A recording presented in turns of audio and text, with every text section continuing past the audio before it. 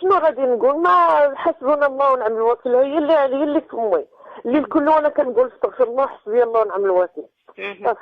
هادشي اللي كاين حبيبتي. وكتمنى الوليد لسعد ان شاء الله؟ لا لكن كنتمنى كما كيتمناو المغاربه كلهم داكشي اللي كنتمنى له.